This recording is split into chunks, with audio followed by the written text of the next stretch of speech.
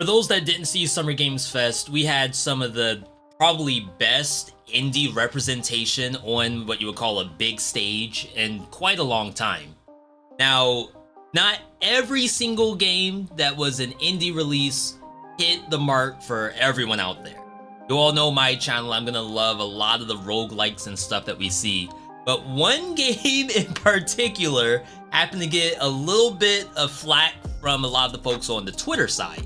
Now, shoutouts to Lord Balvin, who always posts like fun takes of a lot of the games that I'm really excited about. Anime stuff, action stuff, sports stuff, it's all in here. Bro, the Dead Cells developers are making an 80s anime influenced martial arts roguelike game with a bad B protagonist. Tenjutsu looks godlike. Tear emoji, fire. First off, let me show you the actual trailer for it.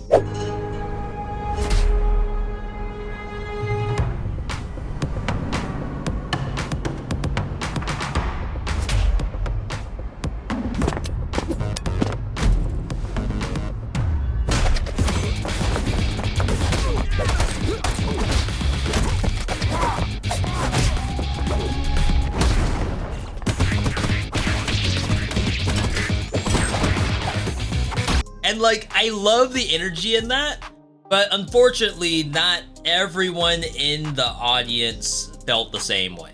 Oh, it's another 2D pixel indie roguelike, Joker Face. 80s anime influenced. Oh, it's just another pixel beat 'em up with anime cutscenes. Peak trailer, dots for gameplay. 8K HDR, 120 FPS on blocks and cubes. And then my personal favorite, I'm so sick of roguelikes. Now, I completely respect all of these opinions. I don't really agree with them. Now, keep in mind, this is coming from seeing things like Dragon Ball Sparking Zero, where like all of that action is literally what you do in these games. And I think a lot of folks who see gaming in general look at pixel games especially as something that might be a little lower on the totem pole. Now, I can kind of get where some of these players are coming from. If you look at, most played games right now, you got Banana, probably the top of the list when it comes to graphics and quality. But to be serious, you got your Elden Rings, your Destinies, your Grand Theft Autos. But when you get like a little bit deeper into it, there are pixel games in here which are some of the absolute best-selling, most played games of all time. You have your Stardew Valleys, you have your Terrarias, and of course you have things like Hollow Knight, Hades, Vampire Survivors, and then of course Dead Cells, which is the big indicator here of games that did phenomenally well, and just they don't look like games that you would see showcased in like an E3 or something like that. Now, I want to say that there's two things going on. First off, you have all of the people who are complaining about AAA titles in general and how overall quality has dropped from a lot of these studios. Meanwhile, you have games that are developed by single people, small teams, or even games like Helldivers that come out of nowhere and just blow up the charts in a way that no one would have ever expected from these games. So I think there's a level of trust that a lot of players just don't have when it comes to games being good, especially when things don't look like a AAA title. Now, don't get me wrong, there are plenty of people on Twitter defending this game and I guess making fun of the people who don't like these. It's like, what do you think the word influenced means? This image right here. We're very sorry no one is making the games you enjoy. Sign, all the people having fun. So I do think there's a decent amount of people who don't have that opinion, who actually see these and think that they will be an enjoyable game for them. And for the people who don't get that, my worry is that they aren't playing anything at all. I posted a video not too long ago, which was Dead Cells 2 is already here. And that was sort of thinking about the people who played Dead Cells and don't want to really play anything else but Dead Cells when there's all of these other really fantastic titles out there. I think this sort of falls into that same boat of, here's great games, but I'm gonna go back to Roblox, or I'm gonna go back to Grand Theft Auto. Now, if I were to give the people the benefit of the doubt and say that there has to be some kind of game out there that fits what I want and is not a pixel roguelike game. I think that does exist. For those who remember Sifu, and right now I'm showing footage from Ongball, which I'm a big fan of on YouTube. Sifu was a martial arts action, I don't want to call it a roguelite game because it's not really a roguelite at all. Your character levels up while you go through it, and it's like not really randomized leveling up, but you can sort of customize it the way how you want to play through that campaign. And then of course we have Risk of Rain 2, which is a 3D action roguelike that sort of fits that bill, but there's no like martial arts element to it. It's more like just exploding monsters with buttons. It's not really that aesthetic that I think these players are looking for. And finally, the one I would go with, which is probably in my top 10 favorite games of all time, is Returnal. Returnal is an action game. It's third-person shooting.